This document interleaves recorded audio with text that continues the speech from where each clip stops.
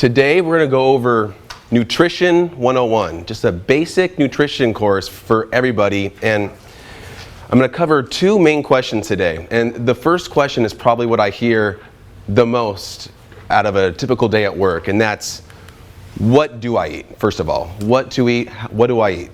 And the second question we're going to go over is, when and how do I eat? So there's two questions we're going to go over. And we're going to start with the first one, what to eat. And first, the best segue for this is going just for the current standards, our current food guide pyramid, and what our government says that we should eat. Well, if we go by the US government, we should have 6 to 11 servings of bread, cereal, rice, and pasta. And that should be the staple of our diet today. And fats, healthy fats, should be at the very, very top, used very, very sparingly. Okay, so if you really want to know the exact mechanism of how you should eat, you really just need to flip the entire thing over. And it's pretty sad that the US government will give you a food guide pyramid that's the exact opposite of health. And that's exactly what they want. But when you look at this, bread, cereal, rice, pasta, and then you see dairy up there as well. I mean, these are made by dairy and agricultural subsidies. They're basically paying the government so the government will recommend these foods to help their industry. So it's a payoff. It's not based on science, never has been. And so when you look at actually the real food guide pyramid we should really go for, you're basically flipping the top and the bottom section over. So in the bottom, you're going to have healthy fats and vegetables. On the top, you're going to have your grains and sugars. Now, again, Tim O'Shea kind of brought this up earlier and talked about this whole grain thing. It is not FDA regulated. You can say 100% whole grain. You can say whole grain. All that means is that they started with a whole grain kernel, and then they could do whatever the heck they want with it. So that the whole grain thing does not mean anything. Wheat thins are whole grains. Okay? I mean, it does not matter. This is going to fall. So again, you're looking at healthy fats, fruits, you're looking at healthy meats, and at the very top, breads, pastas, cereals. And so when we first look at one section, let's look at fat, because fat's a very intriguing topic now. When you focus on eating a whole unprocessed foods, avoiding grains, sugars, which is a precursor to disease, healthy fats include a lot of things: coconuts, avocados, olive oil, grass-fed butter, raw nuts and seeds, fruits and vegetables. But they really should be, healthy fat should be about 50 to 75% of your daily caloric intake. And a lot of those foods are going to be kind of mix and match. For example, if you eat a nice grass-fed steak, that's going to have both protein and fat. So it's not just these fat guidelines here, but ideally when you look at all your food, 50 to 75% should be healthy fats. And we're going to go over why in a second. But again, I just wasn't quite aware that Tim O'Shea was going to go that much more into nutrition from looking at his topic. So we're going to be kind of covering the same material a little bit. But the fats you got to avoid, obviously, are your processed vegetable oils. And these are very high in omega-6 pro-inflammatory oils. Seed oils, canola, sunflower, safflower, all of those oils are absolutely toxic. Polyunsaturated fats, not good. Trans fats. So anytime you see, like on this Skippy peanut butter label, hydrogenated vegetable oil, that's a big no-no. And again, they only use that to extend shelf life. And that's also why Skippy has that nice little texture.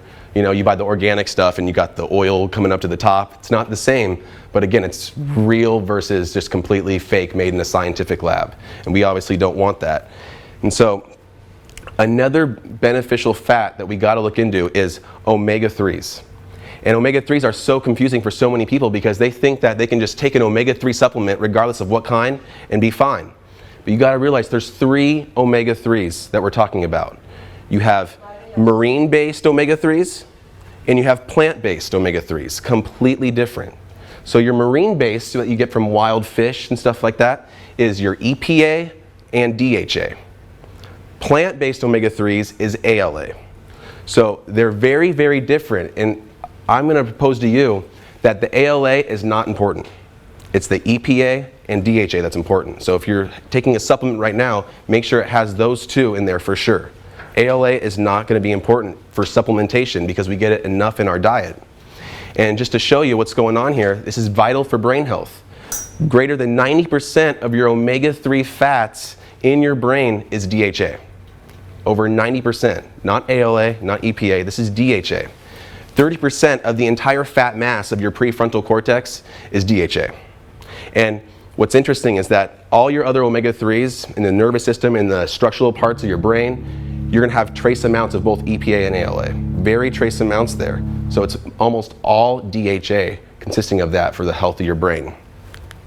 So ALA, and this is an interesting study, this guy named Nils Holm, he's a leading scientist in omega-3 phospholipids, and he did a study. He had patients go on either a plant-based omega-3, ALA, or marine-based EPA and DHA. And what he did is he fed them a supplementation, and then he measured their blood levels of that omega-3 phospholipid, and just to see how long it would stay in the blood. And what he found was that your EPA and DHA, they stayed in your bloodstream at high levels for over 3 days. And that's a long time. Conversely, ALA stayed in there for less than 10 hours. So you're talking less than 10 hours versus over 3 days, and there's a reason for that. ALA is simply a source of energy. It's food. EPA and DHA are structural elements of our brain, like we talked about. And so when your body is taking that long to distribute it, your body's taking that 3 to 4 days to distribute it, to redistribute it, to make sure it's part of the structural elements of the body, whereas ALA gets absorbed very, very fast. So they're completely different physiologically, scientifically, everything. And ALA, you're gonna have, they're different carbon lengths. So ALA is the shortest, then you have EPA, then you have DHA. So they're all different structures, and if you change the structure, it's gonna change the function of these. And so, again, when you look at this, a myth is that we can get all our omega-3s from vegetarian sources, and it's not true. It's absolutely not true. They're not interchangeable. EPA and DHA, they're essential. Your body can't make them. ALA is essential as well, but we get it in nuts, seeds, you get it in so many different varieties that it's really not necessary to supplement with ALA. But EPA and DHA, you have to. And so, when you're looking at the structures here, you got the ALA on the bottom, the DHA on the top, and you see how those carbon chains get longer because they're just completely different. And a lot of vegans, a lot of vegetarians will say, well, you can make, if I consume ALA, that can convert to EPA and DHA in the body. And that's actually true. There is a chemical reaction that happens. The problem is that only 0.1 to 0.5% of ALA is actually converted to DHA. So you're not getting nearly enough, you actually have to supplement from outside sources. So when you're looking at different dosages, because I'm going to tell you exactly what type of calories you should get from this, dosage-wise, it's really hard to find a healthy dosage of how much omega-3s. It's all different regarding on the reference you're looking at, but if you're doing it for heart health, if you have high triglycerides, if you have depression, there's different dosing you can take into account. I would probably go towards more of the higher end of these doses, but again, you're kind of just going to have to experience for yourself on that. But I would recommend 1,000 to upwards of 2,000 a day. And so transitioning, when we're talking about healthy meats, healthy proteins, it's got to be high quality. It's got to be grass-fed organic meats. Make sure it has no hormones, no pesticides, wild fish, organic pastured eggs. And when you're talking about how much someone should be taking of protein, it's about 1 gram per kilogram of lean body mass. And that equates to about 50 to 70 grams per day. So you want a diet high in healthy fats, moderate levels of protein, moderate. Now 50 to 70 grams, that is not a lot. That's a couple chicken breasts, not a lot. But if you're an athlete, if you're pregnant, if you have a lifestyle of a lot more activity, you're going to add about 25% to those needs, 25 to 50%. And transitioning to carbs. Carbs is a very interesting subject. People have a lot of conflicting information on carbohydrates, and I'm an avid believer in having a low net carb diet. Low net carbs, and that's not low carbs, because you're getting plenty of carbs from vegetable, from fruit sources that have a lot of fiber. Net carbs is when you take the amount of carbs and you subtract the fiber. So any of those carbohydrates that are high in fiber, they don't do nearly the same thing to your body as refined carbohydrates with no fiber. more of your white breads and stuff like that. So you want a low net carb, but you can have a moderate level of fiber carbohydrates. And that's your fruits, that's your vegetables. And so there's two reasons why that you want high fiber with their carbohydrates, and that's because they're prebiotics. They basically feed your healthy gut bacteria, and they also produce short chain fatty acids in the body, which again is used by your brain, by everything. And so when you're looking at this, most people do not know how to burn fat. And that's a big problem, because if we eat a diet full of refined, low fiber carbohydrates, we're going to be solely burning only carbohydrates in our body, because our body has never been trained to actually go after its fat stores. And we're going to talk about that with intermittent fasting. Now, carbs are a dirty fuel. Fats are a clean fuel. Think of fats as like biodiesel. In fact, carbs, when you're using carbohydrates as energy, you're generating about 30 to 40% more free radicals as a byproduct than you would with fat. Now, I would be in favor of limiting your net carbs to around 40 to 50 grams per day. Remember, carbohydrates minus fiber. So you can have more carbohydrates than that, but if they have the fiber, you're able to subtract those and get your net carbs. Now, for grains, the grains our human existence has been established, been involved for tens of thousands and thousands of years. The agricultural revolution only happened around 2,000 years ago. What that means is that ever since before the 2,000 years, we never grew mass fields of grains, of any type of agricultural anything. They weren't mass produced like that until 2,000 years ago. So if you look at before, our bodies are really not made to eat all these grains and all these breads. So that food guide pyramid that the US government recommends is completely false. And so what to eat, we covered that. I told you the percentages. And now the second question is, when and how do I eat? And that's where I want to talk about intermittent fasting. Because just like this, what do most people think they need to do when they eat? They think that I need to eat every 2 to 3 hours, small meals throughout the day, 6 small meals to keep my metabolism at its peak. Everyone's heard that. They're like, I want to avoid that starvation mode. So I got to keep eating small amounts. Well, if that was true, how did the hunter-gatherers, how did our ancestors even survive? Because they didn't have grocery stores on every corner. They didn't have food available around the clock. In fact, what they did is that they cycled through many things of fasting, of no food, to periods of food. You know, if they had to go hunt, sometimes their hunting would take over 48 hours. And then they would catch some food, and they would eat a lot, and then they would go for a day or 2 or 3 without eating. So that cyclical periods of feast and famine are what give you these really good biomechanical, biochemical benefits to the body. And when you're looking at this here, when your body's using fuel, it first goes after its carbohydrates. It goes after the blood glucose, your blood sugar, and it goes after your stored blood sugar, which is glycogen. So your liver and muscles contain glycogen. So once we utilize our blood sugar, then our body goes after its blood sugar stores, which is the glycogen. Once your glycogen is depleted, then and only then does your body go after its fat stores as energy. So if you're eating every 2.5 to 3 hours, and you're constantly raising your glucose levels and your glycogen levels, how are you ever going to get to your fat stores? And the answer is you can't. You can absolutely not go after any type of your stored fat if you are constantly replenishing your blood glucose and your glycogen. You can't do it.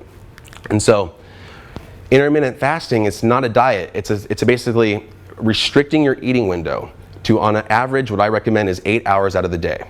So that means 16 hours out of the day you're not eating. And if it takes around 8 hours to utilize all your glycogen, that means that only 8 hours after you consume your last meal is when your body's finally starting to go after its fat stores. So if you fast for 16 hours out of the day, that means that second 8-hour time span is when your body's really breaking through its fat and starting to utilize ketones as energy. Ketones is the byproduct of fat. So it's utilizing ketones, which is a cleaner form of energy. You're generating way less free radicals, and it's actually most of your brain's preferred energy source is ketones. And so here, when they looked at these animals with cancer, and they found out that the only lifestyle intervention they could do that increased their lifespan by 30% was fasting. That was the only intervention they could do, and it was actually continuous fasting, where they're doing it for about 3 days.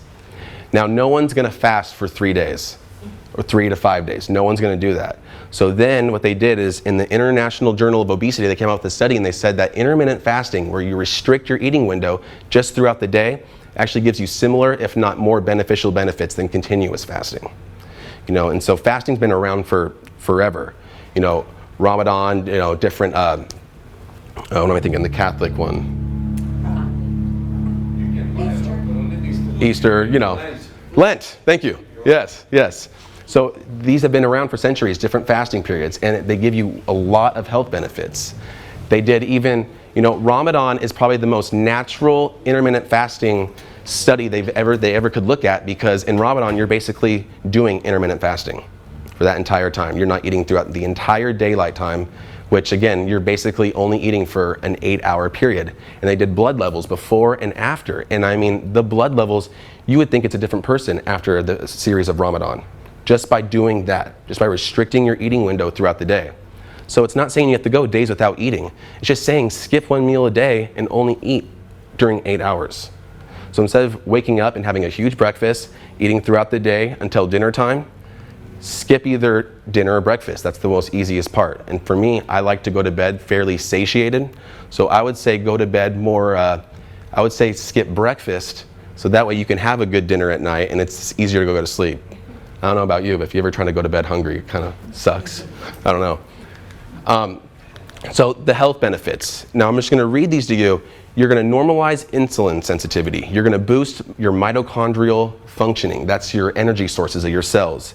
It's going to increase growth hormone massively, lower inflammation, lower blood pressure, lowers your fat levels. Even though you're eating a diet high in fat, you're going to actually lower triglycerides.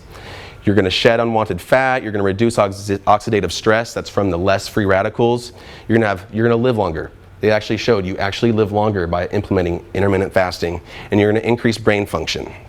So here what we're going to do, I'm going to take about a couple of the most common benefits, and we're going to go over those in detail. And the first one's going to be the fat burning.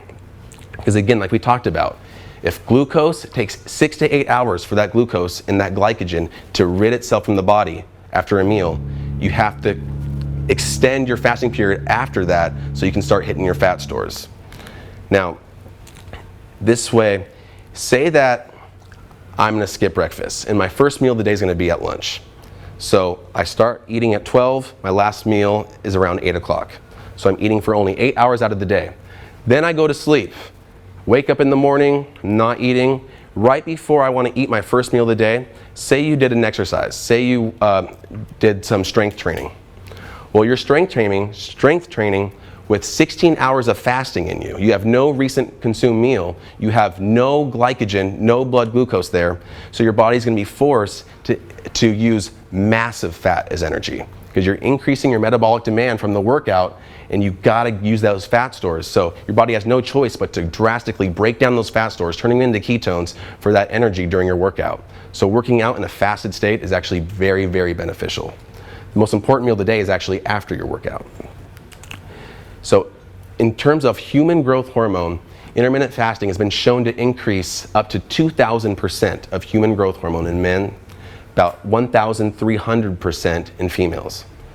So that is huge. You can't get that from a synthetic injection. You can't do that from anything except intermittent fasting. And human growth hormone is the big one. That's your longevity hormone. That's your healing, growth, repair, anti-aging. That's what keeps you looking, young, vibrant, healthy skin. Human growth hormone is where it's all at there. And if you can increase that by 2,000%, that's crazy. 1,300% in females, that you cannot find that. So just for that reason alone, you should be doing intermittent fasting for sure. Now, brain function is probably one of my favorite ones, because there's a substance called BDNF, brain-derived neurotrophic factor. And by utilizing intermittent fasting, you're increasing that substance by about 400%, and that BDNF is basically growth hormone for your brain. It's what is responsible for neuroplasticity. Neuroplasticity is making new brain cells. So if you're increasing BDNF in your body, you're actually increasing your production of brand new brain cells. You're giving them massive memory, learning. When you have BDNF, one of the areas it acts on in the brain primarily is your hippocampus. Your hippocampus is deep in the temporal lobes, which has to do with memory, concentration, everything. So if you're increasing BDNF, you're actually increasing the size of your hippocampus, and you're increasing your memory, learning potential, and brain cells. So that's a whole lot of stuff right there. But again, BDNF is one of the there's so much research coming out in the last 5 years about BDNF that you cannot ignore it. And there's only 3 proven ways that increases this substance. And that's intermittent fasting, high intensity weight training, and curcumin. Only 3 things have actually been proven over and over again to increase this substance, which is basically growth hormone for your brain. And just as a little sidetrack, I want to talk about curcumin for a second, because this is too important just to dumb down, because curcumin, the active ingredient in turmeric, has literally been shown to be able to cross your blood-brain barrier. And it actually doesn't just increase BDNF, but it increases dopamine. It increases serotonin in your brain. And again, in terms of effectiveness for an antidepressant, it's the exact same as Prozac. All the studies show that. There's no difference between Prozac and the people that just had about a tablespoon of curcumin every day. No difference. And so here, this study shows, right here, this is out of brain research, that chronic stress basically downregulates BDNF. So if you're under chronic stress, you're going to have lower levels of BDNF, and it's also going to cause shrinking of your hippocampus and your frontal cortex. But then the last part, if you're consuming daily turmeric for about around a tablespoon a day, you're actually going to reverse that entire process. You're going to reverse that decrease in BDNF by massively stimulating it, and you're also going to increase the size of your hippocampus, because turmeric can go through the blood-brain barrier. That's very, very important. There's not a lot of things that usually that barrier is restricted for anything to go through. Well, curcumin, the active ingredient, can go through it. And then here, curcumin resulted, again, an increase in hippocampal BDNF. And it's an effective and lasting natural antidepressant. So again, if you are doing intermittent fasting, if you're doing high intensity weight training, if you're consuming turmeric, you're going to increase BDNF, which again, growth hormone to your brain. So it's going to restore normal brain functioning. You're going to have better memory. You're going to have more recycling and rejuvenation of your brain tissue. You're going to have neuroplasticity, the making of new brain cells. And that in turn is going to completely slash your risk of any type of depressive symptoms, any type of anxiety symptoms, anything like that. Because it's all about changing the brain. And so how I consume turmeric personally, you have to add black pepper to it, because that increases its absorption by about 2,000%, pepperine. So you also want a source of healthy fat in there as well. So I would make a smoothie where you're doing, you're for sure adding the black pepper, and you're adding a little bit of coconut oil. From there, I just kind of add some cinnamon. I add a frozen banana and frozen berries to kind of make it taste a little better, because it is kind of a spicy smoothie, if you will. I mean, black pepper and curcumin in a smoothie, it's different. Julia would love it, I'm telling you. And an optional is to add some superfoods into that smoothie as well. But that way, you're doing one of the proven methods to increase that growth hormone in your brain to make sure you have a long, healthy brain for life. And so another benefit besides the brain functioning of intermittent fasting is it massively increases insulin sensitivity. And the reason is, if you look at this diagram here, the diagram on the left shows that this is a normal insulin response, where if you eat a diet, if you eat some food, you're going to release a little bit amount of insulin, and you're going to cause all this glucose to go into your cells. When you're insulin resistant, you're going to have the same amount of blood sugar in your body, but your body needs to raise a ton of insulin to even try to get that to work, because your body stops responding to the small levels of insulin. It's like if you hear a barking dog noise, after a while, if that noise is still there, you start to kind of zone it out. However, if you hear it, then you don't hear it for a day, and then you hear it again, all of a sudden you're very responsive to it. And that's why intermittent fasting is so promising with increasing insulin sensitivity, is because if you're going 16 hours without eating, your blood sugar is way down and you're not releasing insulin. So that way, if you're only releasing insulin sparingly during your eating period, your body's gonna be way more responsive to that. And insulin resistance basically leads to every single chronic disease out there. Heart disease, cancer, everything. So if you can improve this part of your body, you're gonna improve everything else. Now here, the 3 different fasting plans, there's actually more, but that I would recommend is there's one called the 5-2 intermittent fasting plan. And that's basically where you fast for the full day twice a week. And you can pick what days you want to do it. Another one is alternate day fasting, where you're basically fasting the entire day, alternate day, every other day. I'm a big fan of number 3, and that's where you apply it every day, but you're just restricting your eating window. Because again, the only reason why we ever thought breakfast was the most important meal in the first place is because of breakfast food companies doing their advertising campaigns. I'm not kidding. If you actually go to the Quaker Oatmeal website and you look at their timeline of events, and I think it's in the mid-1800s, they say released a massive advertising campaign to show the importance of eating breakfast. Because what does that do? It makes people purchase more oatmeal, more cereals. So it was never based on science that you need a fat breakfast in the morning, even though everyone thinks that breakfast is the most important meal of the day. Not true. So my personal routine, again, is I skip breakfast. I have an 8-hour eating window. Not gonna lie, it's been hard to abide by that on the cruise, but you know, vacations you can maybe splurge a little bit, but moderate levels of protein, lots of healthy fats, minimizing non-fiber carbohydrates. And it takes about 2 weeks to do this to shift your body into fat burning mode. Because once your body can shift into fat burning mode, that's when you're gonna take the inches off the waist, that's when you're gonna make all those changes you want. And I do it every day, again, for consistency. I found that people doing the 5-2 plan, where they do like 2 days out of the week, they don't stick to it. You need something consistent on a daily basis that kind of ingrains into your body what you should be doing.